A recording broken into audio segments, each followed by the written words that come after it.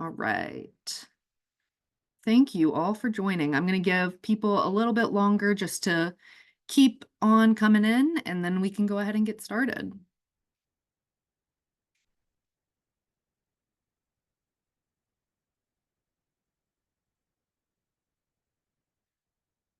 Right.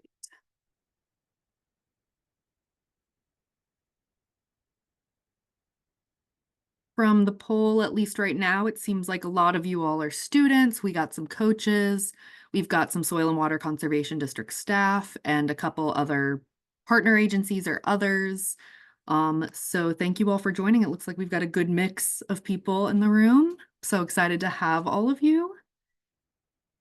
I will continue letting folks in, but I'm going to go ahead and get started with introductions and everything so that we can make sure that to give our speakers lots of time. Thank you all for joining us tonight. This is our first of the non-special topic training series about our other Envirothon topics. So our soils, our forestry, wildlife, and aquatics. This is the one on forestry. So thank you all for joining and being here today. We've got a big group of people from all over the state, so it's great to see all of you. For those of you who don't know me, my name is Byron Minson. I am the Education and Outreach Coordinator with the Virginia Association of Soil and Water Conservation Districts. And I'm so excited to have you all here and also have our speakers here, Rachel and Kendall, who I will introduce in a bit. They are with the University of Delaware, which is a sponsor for the Virginia Envirothon. So we're very grateful both for their support and for them being able to speak to us at a training. Before I do get into introductions, just a couple bits of housekeeping. This training is being recorded, so it's already recording. If you need to pop out at any point, or you have a really good bit of information that you want to get back to, there will be a chance to see it later. It'll be posted on our website and YouTube at a later this week. So that is where it will be held. Also, if you have any questions, definitely feel free to ask them, but we just ask that you stay on mute during the training and put any questions you might have in the chat or hold on to them, and we will make sure to get to them at the end of the training. So with all that being said, I'm going to go ahead and introduce our speakers of this evening. We're joined with Kendall McCoach. Kendall is a PhD candidate in the Plant and Soil Science Department at the University of Delaware, and she is studying forest ecology. She uses tree ring analysis to determine tree growth response to climate, and by combining this information about forest structure, she can estimate the carbon storage ability of urban forests. Kendall is obtaining her PhD in hopes of one day being a university professor, and in her free time, she runs and gardens. And we're also joined by Rachel Hillebrand. Rachel is the lab manager for the teaching lab in the Plant and Soil Science Department at the University of Delaware. She leads lab sections of introductory botany and soil science in the spring and fall, and she enjoys reading and learning new things about plants as often as she can. So thank you again, Rachel and Kendall. I'm going to pass it all over to you now, but thank you so much for joining us.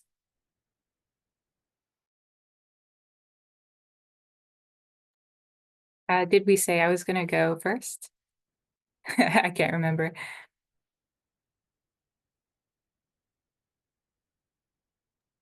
Yeah, I can't remember exactly either, but I think that definitely flows the best. All right, that's no problem. So then I guess I will just share my screen and get going with my part of the presentation.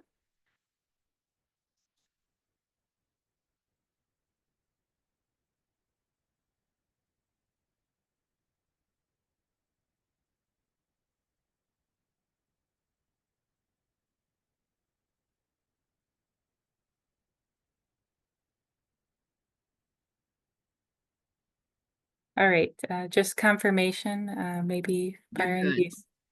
Okay, and you can see my cursor moving on the screen as well. Yes. Okay, cool. I wanted to use it as a pointer. All right, again, my name is Rachel. Thank you for having me here. Since the topic of interest for this Envirothon is forestry, I plan to discuss a bit about tree biology and some vocabulary terminology related to their growth and their morphology. So how do trees look? How do we describe their features? And hopefully that gives us a good foundation for becoming more knowledgeable about plants. I just have this slide showing you the order of things I'm going to talk about. I want to just briefly go over some tree stem growth and wood formation, then talk about branches, buds, and leaves, do a little review of parts of the flower, and then talk about some online resources like iNaturalist, which is an app, and some more online resources that everyone may find useful. They're resources that I certainly have found useful as well for learning more about these topics.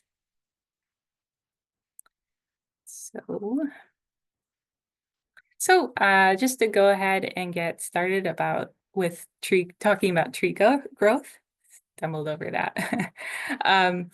When we talk about tree growth, there are a couple different types of growth we talk about. But basically, tree growth or plant growth happens when cells divide. And this process of growth happens in certain areas of cells called meristems. So trees grow tall through cells dividing at apical meristems. These meristems are located in branch tips or stem tips, and growth at these meristems is called primary growth. There's also other meristems. So trees grow wide. They get bigger around the trunk of the tree by cells dividing in what is called the vascular cambium. This is another type of meristem that surrounds the whole stem of the tree, and growth from this meristem is called secondary growth. So when we talk about wood formation, we're talking about that growth that makes the tree wider, and this is classified as secondary growth. And because of this process, trees produce annual growth rings. So when you look at a tree, you look at a cross-section of a tree, you find a stump of a tree in the woods, you can see all of these rings recording its annual growth. The outermost ring is the current year's growth, where the innermost ring is the oldest year of growth, and this all surrounds the center of the tree, which is called the pith. So you can count how old the tree is by counting the tree rings. And when you look at these tree rings, you might wonder, how did these tree rings form? Why did they form? This all goes back to the process of photosynthesis. So trees take carbon dioxide from the air, they take water from the ground, they take light from the sun, and they produce sugars and oxygen. The carbon from carbon dioxide becomes the carbon in these sugars, which gets used in the process of building all of the cells in the tree. In this tree, photosynthesis happens a lot during the spring and summer when the temperature is nice, when there's a lot of sunlight, and so it keeps producing cells. And then when winter comes and it starts getting darker and colder, this growth slows down and stops. And this boundary between where the growth started and stopped creates this ring.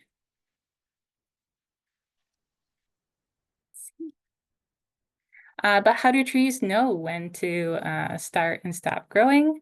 A tree can sense light and temperature, and good conditions will trigger the production of growth hormones, which get sent throughout the tree to these meristems and tell these meristems to start dividing, producing new cells, start growing.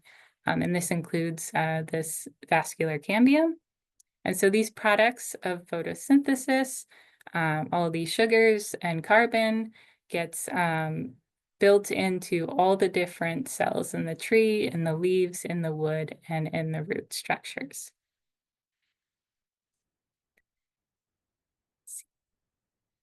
So the process of wood growth has several steps. The growth hormones that are produced at the apical meristem, they're transported down through the tree to everywhere where there's a meristem, to the vascular cambium that surrounds the stems. Again, we call this secondary growth. And so the cells that the vascular cambium produces, so the vascular cambium encircles the whole stem. It produces wood cells to the inside. We call these wood cells secondary xylem.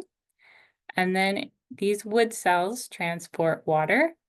And it also produces some cells to the outside. These are the secondary phloem cells.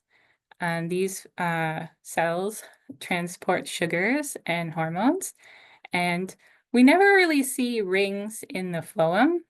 And that is because these cells are softer, and when they die, they just fall away. But the wood cells, the xylem cells, they persist year after year and form these rings. So as far as the growth of secondary xylem or wood, in this process, these cells divide, they expand to their mature size. Wood cells are really strong, and that's because when they reach their final size, they deposit a secondary cell wall with some compounds like lignin, which really give the cell strength. And after this step happens, the cells actually are programmed to die. But actually, these cells do their best work after they die. They become strong, hollow tubes that transport water through the tree. And after a year or maybe multiple years, those old xylem cells become something called heartwood. So if you've ever been out in a forest and you've looked at an old tree stump, or you've seen some other piece of wood where you see the middle of the wood is like a darker color sometimes. This is what is called the heartwood. These are the really old growth rings with the xylem that is no longer transporting water. Whereas the newer xylem that is functioning well and transporting water is makes up the part of the tree that is called the sapwood.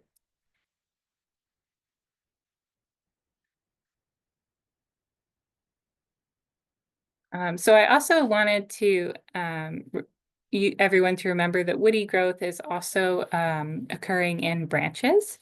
So remember at branch tips, we have branches elongating through primary growth, but in the older part of the branch, those branches are growing bigger through secondary growth. And it's possible actually to look at these small branches and tell how many years of growth has happened based on a feature called the terminal bud scar. So the terminal bud is the bud that is at the very end of the branch, and it leaves a scar all the way around the branch in the previous winter. So if you look at the length of growth between the terminal bud and the most recent bud scar, you can see that is all 1 year's growth. Then you can go back to the bud scar before that one, and you can see the last year's growth and so on. So you are able to actually count how many years of growth there are in these small branches. Other things you see on these branches are smaller buds to the sides of the branches.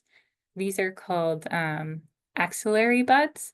So these buds start growing a little bit later than the terminal bud, and they end up a little bit shorter So you can see in this picture, there is a diagram showing a side branch that grew from one of the axillary buds. I wanted to make sure I talked about buds because the cool thing about buds is that they can be used to identify tree species in the winter when there are no leaves or flowers to tell you what a tree species is. So each tree species has unique characteristics in their buds. So there are several different forms of buds and features of buds, and I just found a couple interesting ones here. You may find a stalked bud.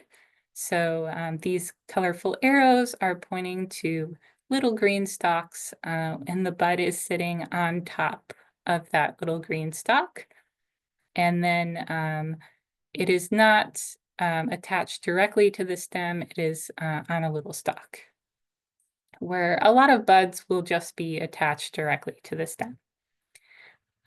There is a lot of different words for describing the protective scales that cover these buds. So in this picture, the second picture here is called a valvate bud, which means that there's 2 to 3 scales that do not overlap. So if you look closely, you can see a line going down the center of this bud. And that is where the bud scales are coming together, but they are not overlapping. A pretty common type of bud structure is to have imbricate scales. So this means that there's many scales and these scales are overlapping. And another type of bud you may have is what's called a naked bud. So it doesn't have any of these protective scales, and you're just looking at miniature leaves.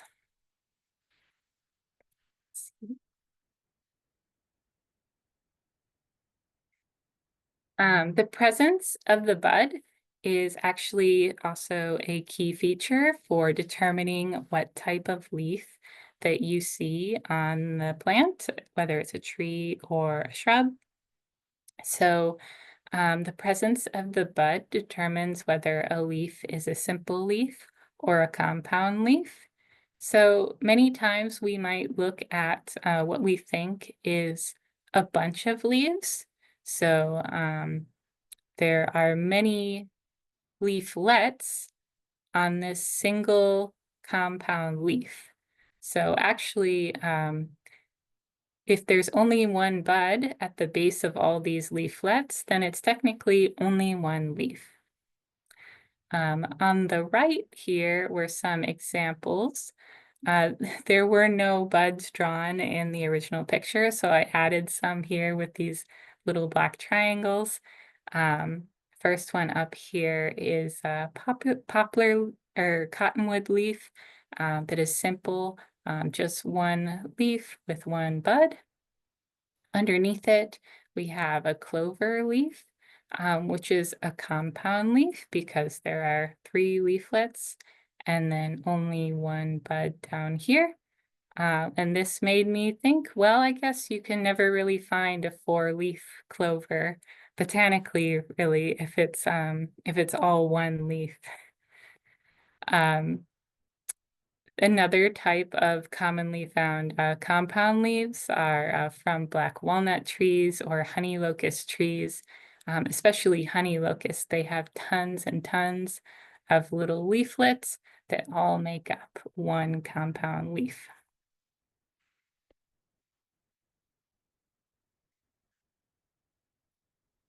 So once you figure out what type of leaf you have or leaflets, there are all kinds of ways to describe leaves. I just put up a sampling of some of the terminology and vocabulary that's used to describe leaves. Some leaf shapes that you might come across are linear, lanceolate, oblong, elliptical, and all of these shapes are based on the ratio of the leaf length to its width and sometimes how round it is. There's words for all of those things. There's a leaf shape called cordate, which means heart-shaped. It definitely looks like a heart. Leaf margins, or the edges of the leaves, have their own terminology. Something that has a leaf or leaflet that has entire margins has really smooth edges with no waviness to it, whereas something that has serrate margins has all kinds of little teeth on the edges of the leaves. Another way you can describe leaves is by talking about the pattern of the veins in the leaves. So there is a lot of terminology for this too. I just put up 2 pictures here. But on the left here is a leaf with parallel veins. And for trees, you actually won't come across many trees with parallel veins unless you're looking at something very specific like bamboo or palm trees. But on the right is a pattern of veins called a net veination because it looks like kind of a net. All of the veins are connected in all kinds of ways. This is definitely a pattern that you might see in leaves when you're walking around in the woods.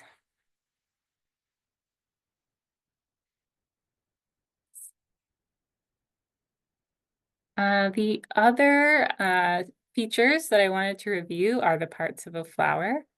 So this cartoon flower on this slide is a bit of an idealized flower. It shows a flower that has all of the parts of the flower that you may expect to see. In this very center is the pistil, which is the female reproductive part of the flower. We have an ovary, a style, and then the top of it is called the stigma, and that's the part that catches the pollen. Right outside the pistil are the male reproductive parts called the stamens. So we have the filament, which is a long stalk, and then the anther on top, and that is where all of the pollen grains come from. Outside of that is probably the flower that we're all most familiar with, which is the bright and showy petals in this picture. We have a term for talking about all of the petals together, and that is the corolla.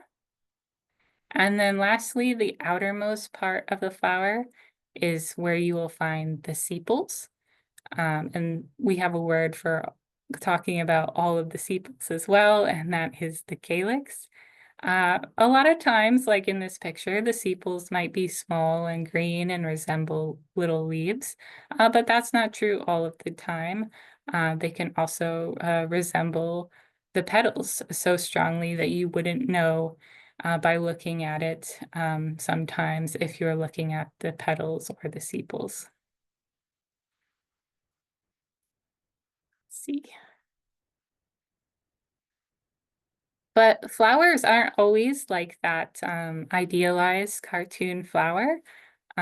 We talk a lot about incomplete or imperfect flowers. These are 2 different ways to describe flowers that are missing some features.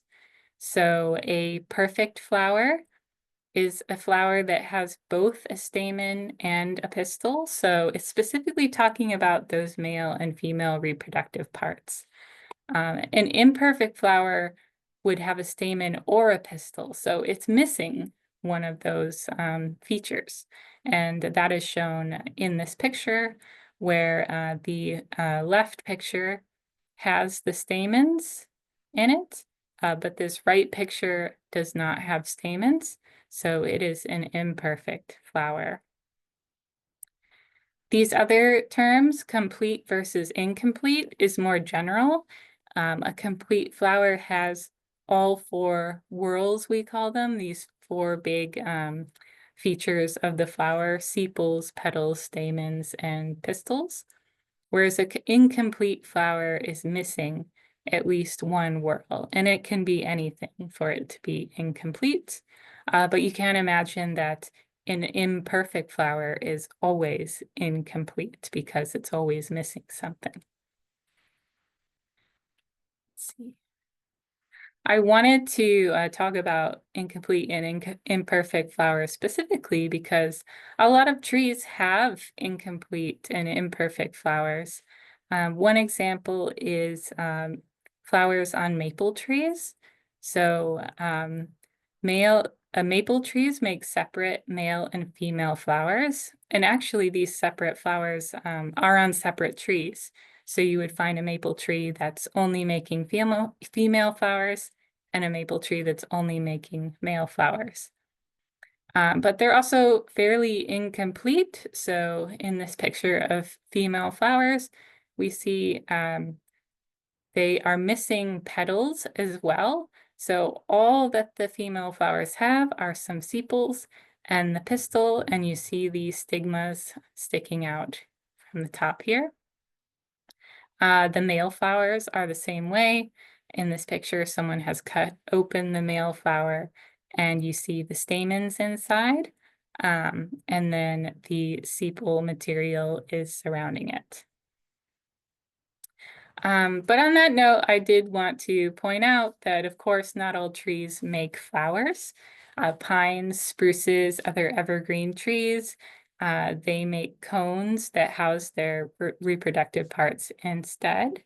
But all of these different features, like the wood, the buds, the leaves, the flowers, the cones, they all have unique characteristics that can help inform you about the tree that you're looking at, what species is it, and maybe something about its lifestyle and how it interacts with other trees or plants or animals.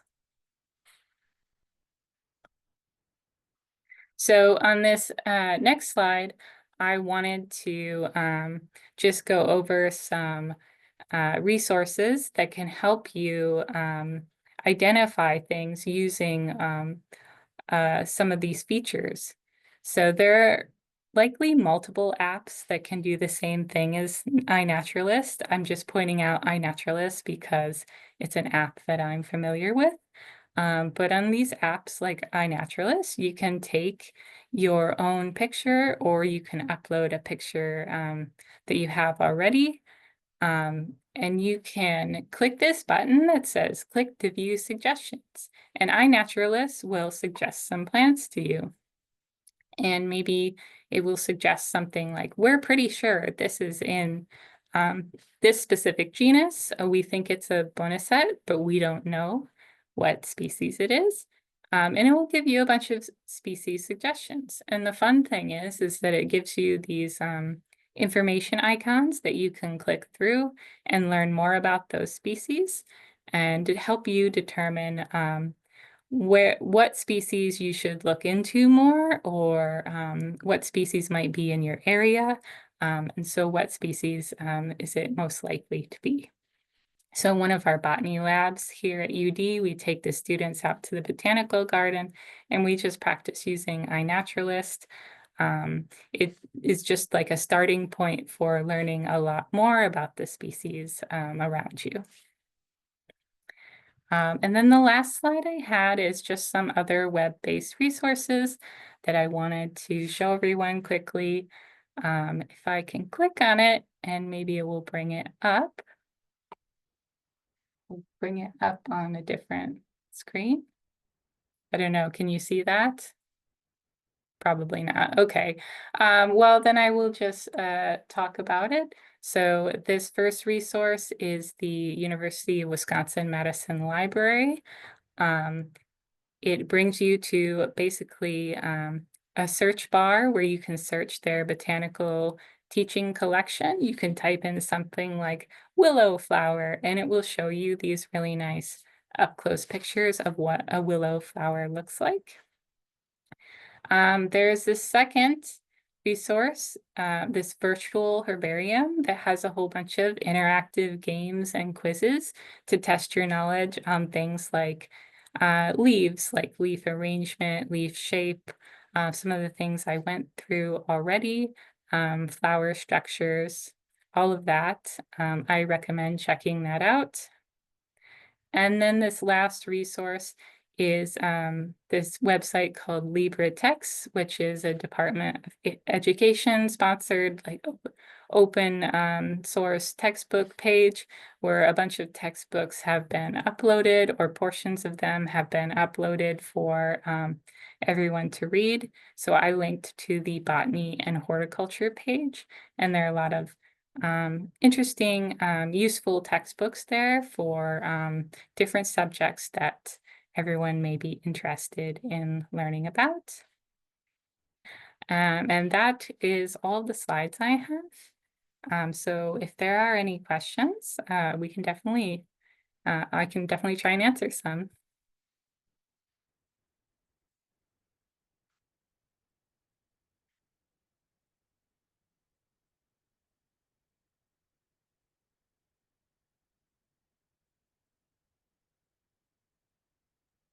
Rachel, if we want to go ahead over to Kendall's presentation and then just have a chance for all questions at the very end, Okay. just to make sure that Kendall has enough time for her stuff as well. But Yep. thank you so much. Mhm. Okay, so I will share. Thank you, Rachel.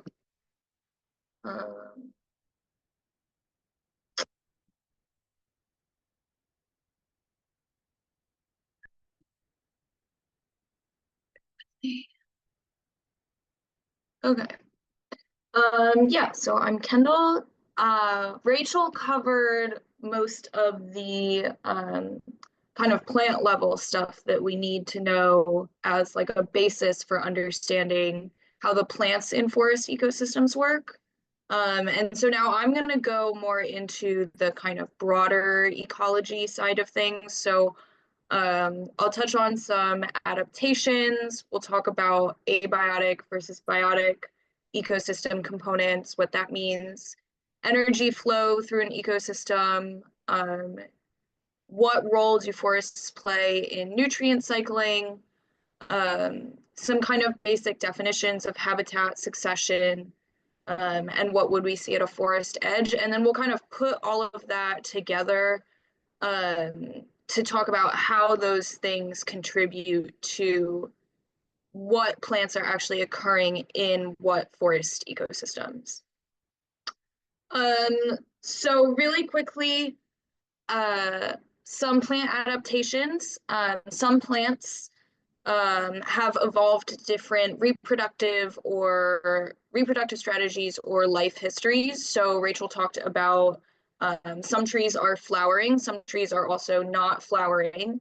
But generally we see that trees reproduce by seeds and then go through a kind of seedling sub-canopy stage until they wind up as canopy adults.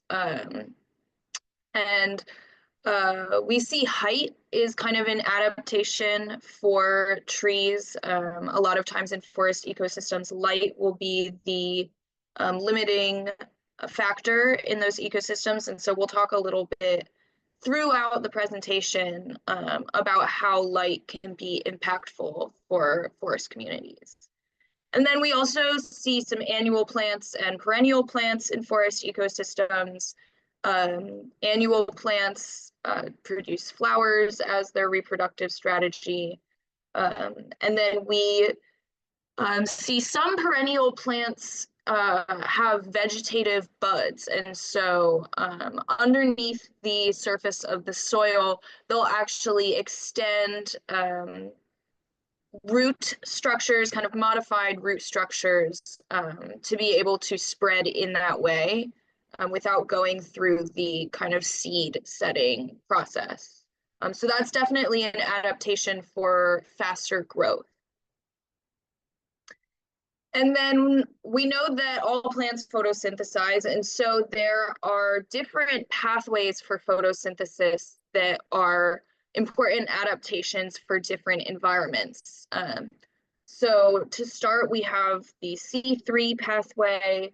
This uses an enzyme called rubisco, but this enzyme can also lead to the plant, instead of just performing photosynthesis, It could also be performing photorespiration and therefore losing carbon dioxide in the process.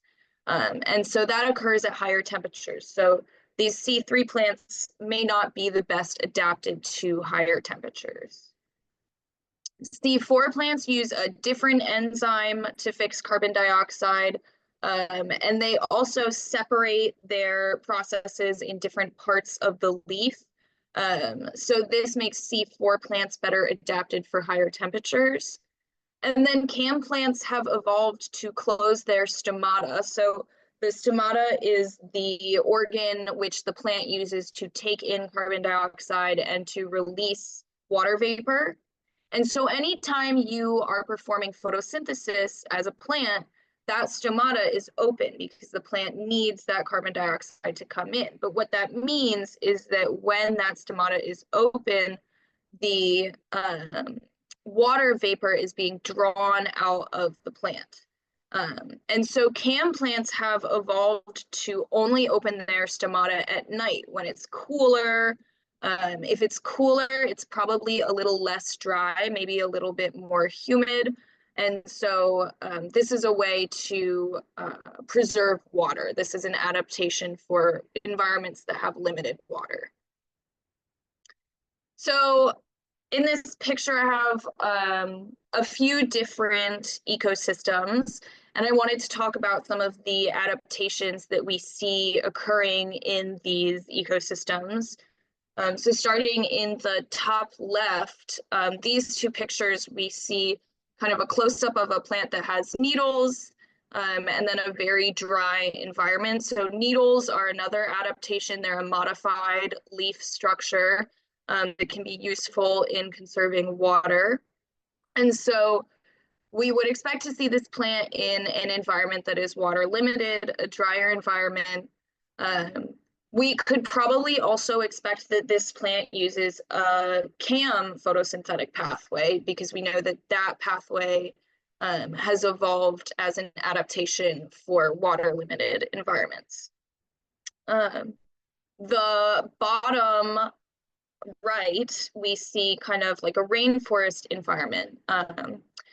So this is an environment where light is going to be the most limited factor. They're kind of opposite, these two corner pictures. And so when light's a limiting factor, we may see adaptations like much bigger leaves, which you can see in this photo. These plants have really big leaves because they're trying to capture as much light as possible. The top left, we see just a lot of flowers. So flowers blooming at the same time of the year can be considered an adaptation where these flowers have evolved to kind of sync up their blooming cycles with the pollinating insects that are in that area. And then in the bottom left, we see a grassland. And so it's reasonable to assume that maybe some of these grass plants are using those vegetative runners to spread out and compete with the other plants. So you can spend a lot of time just looking at these photos and thinking about, you know, what's going on in these environments and how might the plants be adapting to deal with those environments. So we'll talk a little bit about energy flow through an ecosystem. How does energy flow through an ecosystem? It first comes from the sun and from carbon dioxide in the atmosphere. The producers in our ecosystem are able to use the reactants for photosynthesis to create energy in the form of sugar. So any plants that we have in the ecosystem, those are our producers for that ecosystem. And then that energy gets transferred usually up through the food chain. In a forest, we would expect that after the producers, we might see some insects, like you see in this picture here, maybe some small rodents. And then going up from that, birds and frogs, especially in our temperate deciduous forests of the Northeast, would be pretty important until we get up to some predators. What this diagram leaves out and it's a very important component of our forest ecosystems are decomposers. So decomposers break down the dead matter, dead wood, dead leaves in the forest, dead animals, organisms, into the kind of elemental building blocks that plants need, especially in the soil. So they play a really important role in forest ecosystems as well as the primary producers. So I'm going to talk a little bit about what role forests play in these global nutrient cycles. So one of these cycles is the carbon cycle. So we know that trees take in carbon through photosynthesis, and they store that carbon in their leaves, their wood tissues, and they can also exude some of that carbon into the soil. And then the soil itself is actually a big reservoir for carbon. And so our forests are taking in carbon through photosynthesis, but the soil can also exude carbon through respiration. And so it's kind of a give and take. So generally, forests, especially when they are kind of in the stage of growing, can act as a carbon sink. But if forests are disturbed, or if the soil is disturbed, they can also give off carbon into the atmosphere. So forests in the nitrogen cycle can perform a couple of different functions. They may uptake nitrogen from the ground because that is one of the essential elements for photosynthesis and growth. They may also partner with bacteria occurring in the soil. Plants occurring in the forest may partner with bacteria occurring in the soil to perform biological nitrogen fixation. And then trees can also act as concentrators of nitrogen deposition. So nitrogen deposition is when nitrogen is just kind of floating down from the atmosphere and settling onto the surfaces that surround us. And trees, because they have such large canopies, so many leaves, they can actually concentrate that nitrogen as it kind of flows down and lands on those tissues. And then lastly, forests in the water cycle. So forests play a huge role in the water cycle through evapotranspiration. So this is when forests pull water, trees pull water from the soil up through the body of the tree. And then actually, if the air surrounding the tree is very dry, that water vapor, like I mentioned earlier, will escape from the tree through the open stomata and be emitted to the air. And so, like I said, when the air is very dry, this can occur in forests on a large scale. And so this plays a pretty big part in the water cycle. Forests also alter kind of the flow of water once it hits the ground. They can slow that water and allow it to infiltrate just further into the ground. And then I wanted to point out that trees, much of our water cycle is abiotic. And so we'll get into the definition of these terms, abiotic, biotic, in a second, but trees are an abiotic component of this ecosystem, of this water cycle. So the habitat is a set of conditions which an organism completes its life in. So this is kind of the setting for where an organism is going to live. And so a forest is a type of habitat. And then there are many different types of forest which provide different habitats for organisms. So habitats include biotic and abiotic components. Biotic means living, abiotic is non-living. And And so normally I would ask people to list some biotic features and abiotic features that they can see in this photo. But to streamline things, I'll probably just list them off myself. So if we start with abiotic, so non-living things, we can actually start at the very top of the photo. If you see those clouds are precipitation, and so they are an abiotic component of this ecosystem, how much precipitation the ecosystem receives. And then there are mountains, so mountains, also smaller rocks, those are abiotic components of this ecosystem. And then the stream running through there is another abiotic component of the ecosystem, determines soil moisture.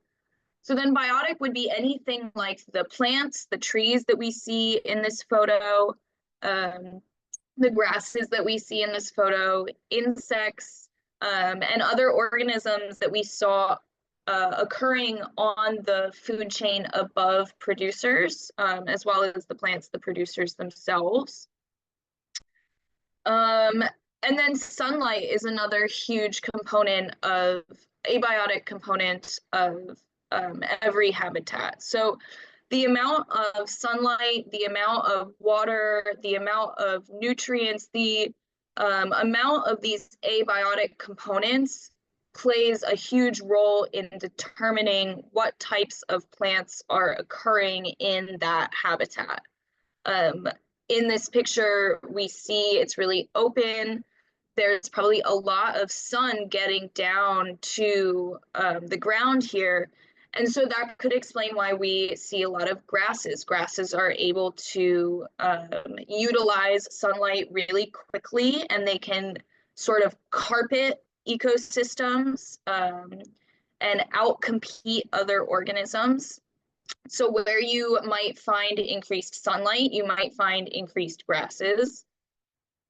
And then the same goes for moisture. You know, where you might find increased moisture, you might find plants that prefer those conditions.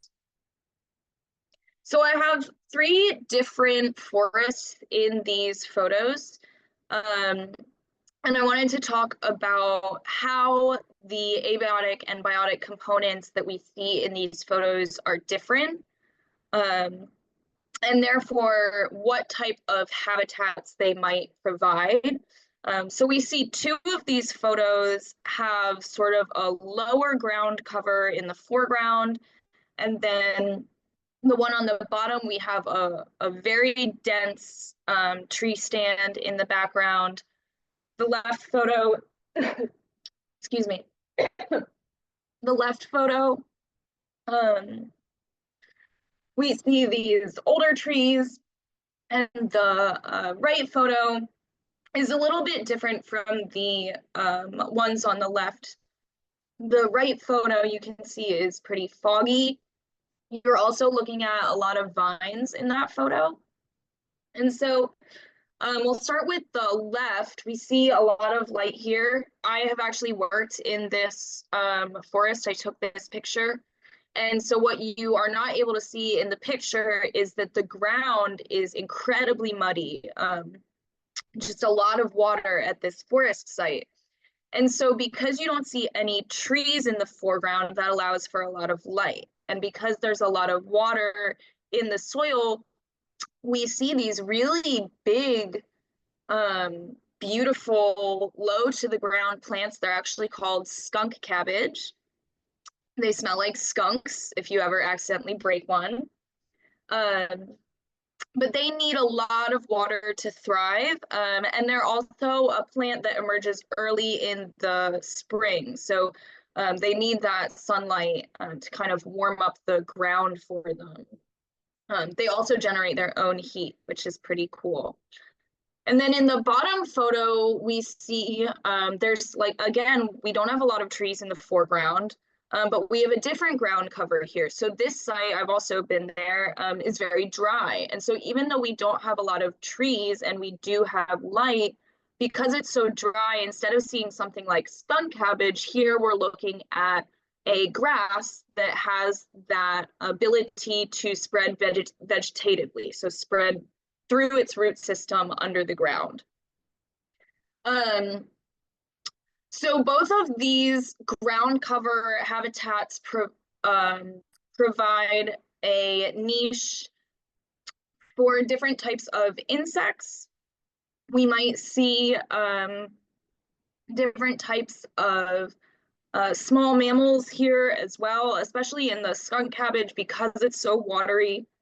We don't see as many of those like rodents, those types of animals. And then in the canopy of all of these forests, we might expect to see different types of birds. So birds also like a kind of shrubby habitat that has a kind of stratified structure, so lots of different layers. So they might be more predisposed to go to the forest on the left, for example. So we'll get into just those definitions of succession and disturbance. So succession is a directional change in a plant community over time, typically following some kind of disturbance. So this photo is actually from the Mount St. Helens eruption. I learned about Mount St. Helens in high school. It was a mountain, I believe, in Washington State. That had a huge eruption in the 1980s. And so the top left photo you see there is immediately following that eruption. And so the eruption has removed the entire plant community, which was forest, from the side of the mountain. And so you see through time how the forest begins to regrow. So there's different types of succession. Primary succession occurs after a disturbance has removed not only plants, but also the soil. Whereas secondary succession occurs after only the plants are removed. And so we see this a lot of times, maybe following a fire or a hurricane. The fire will clear out the plants, but leave the soil intact. And then the community has more of a starting point to grow back versus recovering from a primary succession event where we don't have any soil to build from. And then some disturbances are man-made. And so especially those man-made disturbances might end up creating a forest edge. And so we see different environmental conditions and different plant structure and species composition because of those different environmental conditions at the forest edge. So at the edge, we might see increased light and increased temperature there because we are closer to the surrounding environment versus the interior of the forest is buffered from that surrounding environment. And then because of that increased light and increased temperature, we may see increased tree growth. We may also see an increased abundance of trees and shrubs. And then we may also see,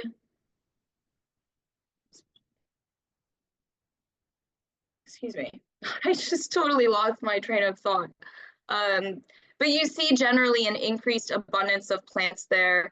Oh, excuse me. You'll see plants at the forest edge that are predisposed to better utilize light. So in forests, the plants that occur there have different levels of shade tolerance. Typically in the interior of a forest, we would see plants that are very shade tolerant because there's less light available. Versus at the edge, we'll see plants that are more shade tolerant versus at the edge, we'll see plants that are less shade tolerant because there's more light. They don't have to be shade tolerant, and so they can utilize that light and grow very rapidly. And so just looking at these pictures again, just to re-emphasize that kind of everything that I've talked about is what determines which plants are occurring in these forest ecosystems. So the amount of light, the amount of water, the amount of nutrients in the soil, and then what adaptations do the plants in that area have, and what plants might thrive in these different environments. So these are just some resources. The Virginia Department of Forestry has a page on Virginia forest composition. And then this next one is a YouTube video from a PhD, forget what university they're from, but an ecologist at a state university, I believe. And that's it for me. Kendall, do you mind putting the link to that YouTube video in the chat so that folks can check it out if Oh, they'd yeah, like? sure. All right. And while you're doing that, if anyone does have any questions for either Rachel or Kendall, go ahead and either put them in the chat. And yeah. All right. We do have a question. I think Kendall, this might be for you. So if you're still working on the link, I can wait a second. No, that's a great question.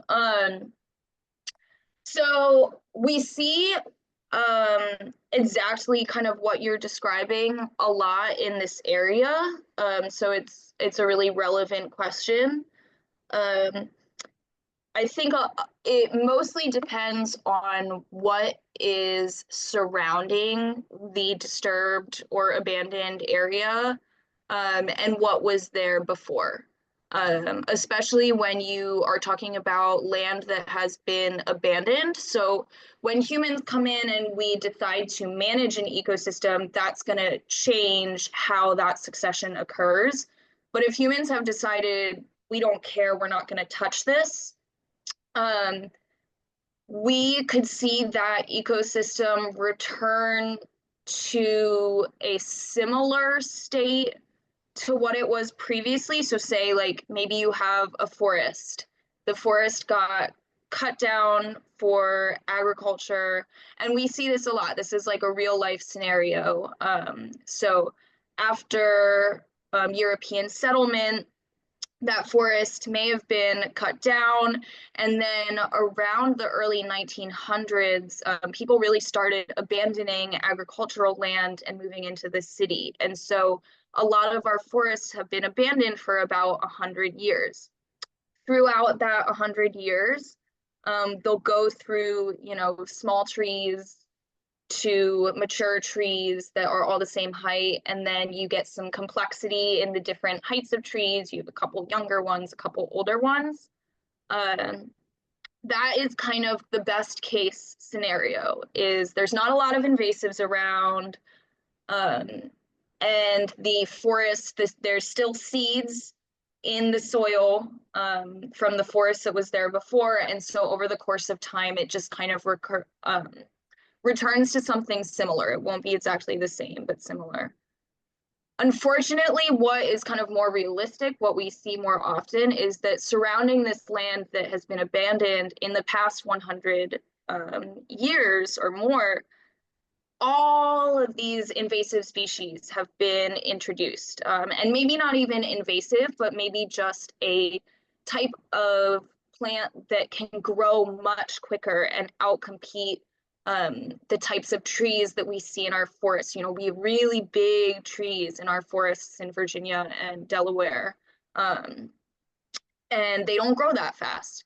And so what's probably more realistic is that you would see a lot of invasives competing with fewer of those trees for the limited resources that are in that area. So you might end up with a more invaded forest than what you had before.